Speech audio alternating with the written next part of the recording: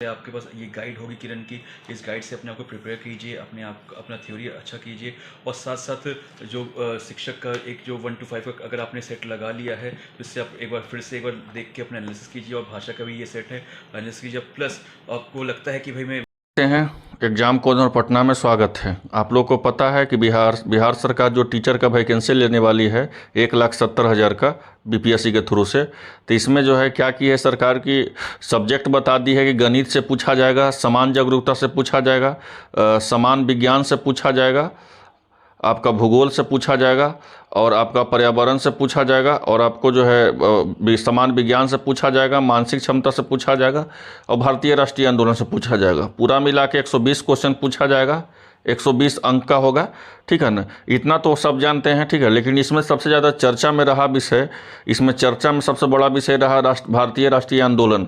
तो क्या भारतीय राष्ट्रीय आंदोलन में हम पूरा मॉडर्न हिस्ट्री को पूरा कवर करेंगे या कुछ कुछ उसका मेन टॉपिक को कवर करेंगे?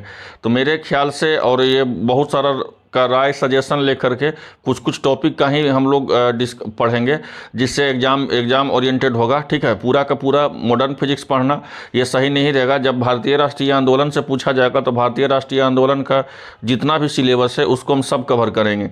आइए पहले सिलेबस को समझते हैं, उसको पढ़ना कैसे और तरीका क्या हम सब बताते हैं।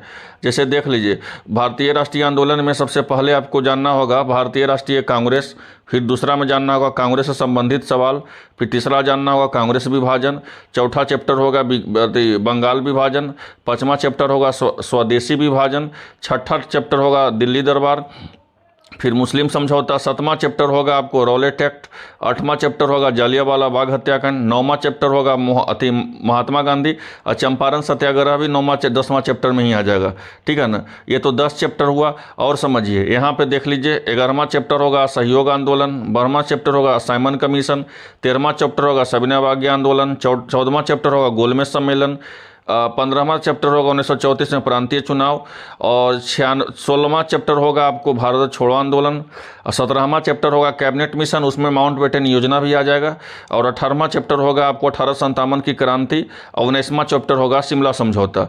अगर आपको इतना 19 चैप्टर पे अगर आप कमांड कर लीजिएगा तो भारतीय राष्ट्रीय आंदोलन का जो 20 क्वेश्चन आएगा, 15 से 20 क्वेश्चन आने का उम्मीद है, तो इसमें एक क्वेश्चन भी आपका नहीं छूटेगा। अब इसको पढ़ना क्या है, तो इसको अभी आप जो है लुसेंट से जाकर के पढ़ लें, लुसेंट में आपको सब कुछ मिलेगा, नहीं तो क्राउन में जाकर के पढ़ सकते हैं उसका ऑब्जेक्टिव से, ठीक है। अब समय कम बचा हुआ है तो ये सब चैप्टर का आप स्क्रीनशॉट ले लीजिए और इस चैप्टर को खोज करके और उसका पूरा का पूरा ऑब्जेक्टिव जितना भी आज तक प्रीवियस ईयर का पूछा हो उसको पढ़ लीजिए।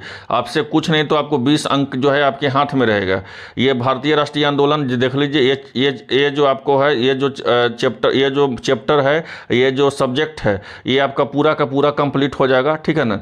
तो अगर आपको पढ़ना है तो वही पूरा का पूरा चैप्टर का आप स्क्रीनशॉट ले लीजिए, ठीक है ना।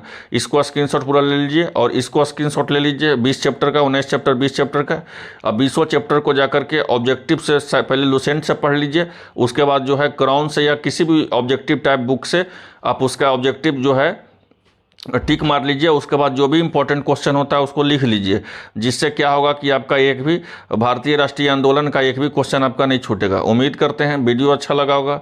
फिर मिलते हैं नेक्स्ट सब्जेक्ट के साथ। धन्यवाद।